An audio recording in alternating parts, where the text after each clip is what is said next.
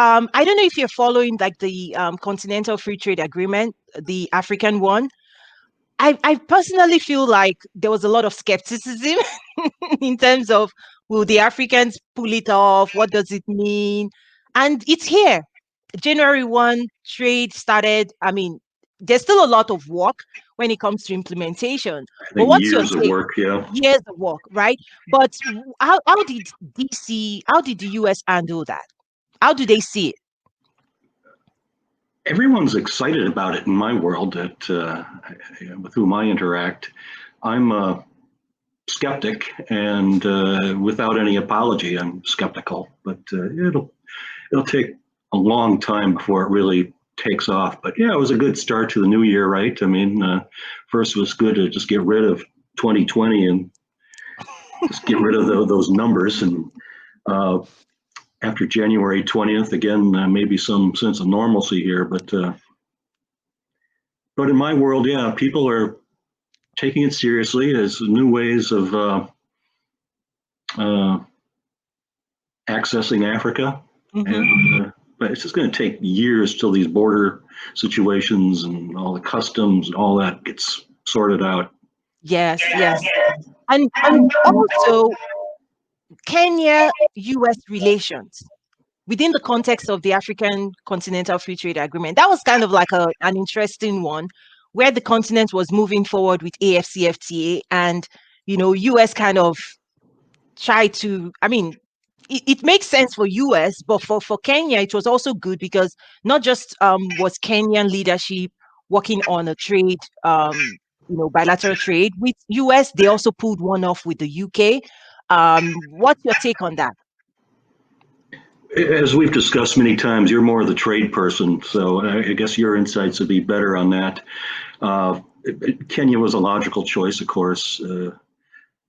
Just as a quick aside, change the topic quickly. One of the things I've been doing has been facilitating phone calls between not just African, but other world leaders, presidents, prime ministers, with President-elect Trump.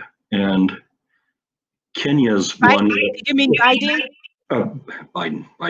Okay, good. Uhuru is one that was working on getting a phone call worked out, but they were just kind of dragging their feet. Same with the Congo and some other places. So and now Biden's no longer taking these phone calls. He's too busy with COVID and everything else. But yeah, in terms of that, I mean, again, your insights are better than mine, but what's your take on it? Well, I think it's good for US to really get that market, like just get one big market with a great relationships, and US companies can use that as a launch pad. Really, that's the way I see it. It used to be South Africa, right? South Africa for the last, 15, 20 years was always Africa. It was almost like South Africa was synonymous to Africa. Like if you had an office in South Africa, everybody felt like they had conquered Africa, not realizing that was just one country within the 55 countries, It right? used to be you'd go to the Africa section in a bookstore, and that's all it was South Africa apartheid books. You couldn't get anything on Nkrumah or anywhere else. But yeah, you're right. Right. So for me, several things are happening at the same time. There is more competition on the continent. When you think about the moves Ghana is making, right, diplomatically, with being the secretariat for the AFCFTA. So now Ghana is the player when it comes to African relations in terms of under the Continental Free Trade Agreement, because that's where the secretariat is, right? That was a huge move. Think about what Rwanda is doing, not just as a small country, but it has to do with leadership, right? Paul Kagame and what he has done, in terms of just solidifying. Personally, what I've heard about the vision for Rwanda is they want to be the Singapore of Africa. So I see a lot of leadership positioning, strategic play on the continent. You think about Morocco being a launch pad into Europe.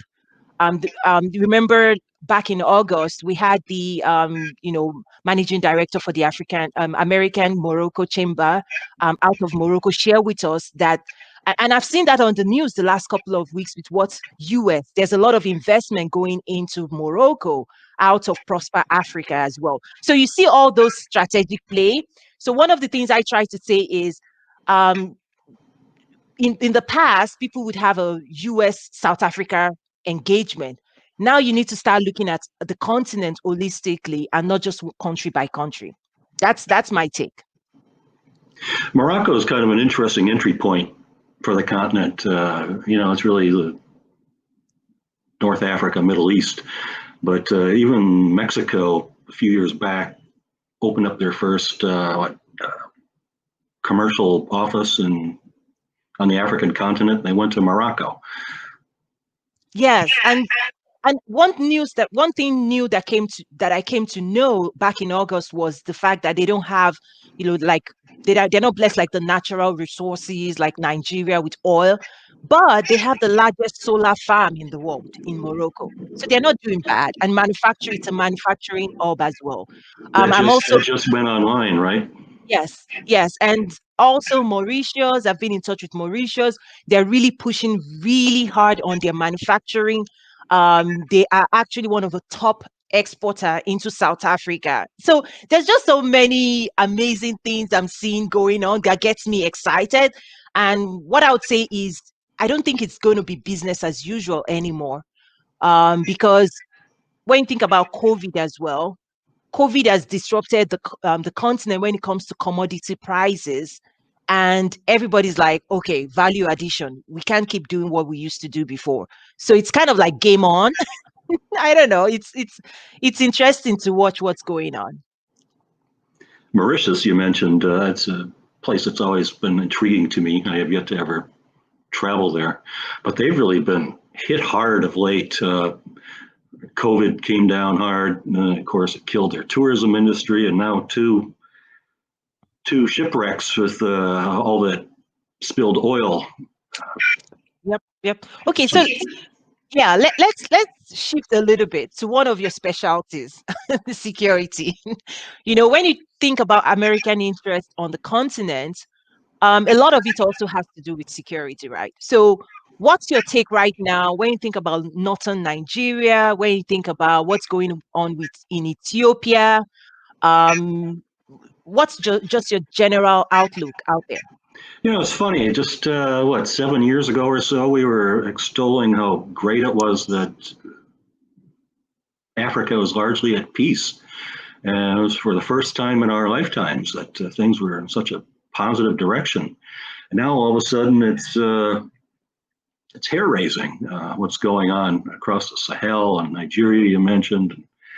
Uh, who knows what's going to happen there with Ethiopia and Egypt? I mean, can you imagine them going to war? It's just, it's crazy. And who foresaw, I mean, at least I didn't, what's going on in Ethiopia internally? I mean, it's, it just seems like the continent has gone backwards in a big way. Instability in Mozambique as a country that should be prospering. And that's still, unfortunately, going to remain, I think, the United States' primary focus is security. And that's something the Africans have been complaining about for years, is that that's the only lens through which Yeah. the U.S. sees them, and it needs to be more about trade and the like. But yeah, it's unfortunate, and it's almost a throwback to the Cold War too, with all these proxy armies like in Libya and all these other players from the UAE to China to Russia playing their games in Africa without any restraint. I think that's the biggest concern I have is when you think about the chessboard, right? There's no checkmate.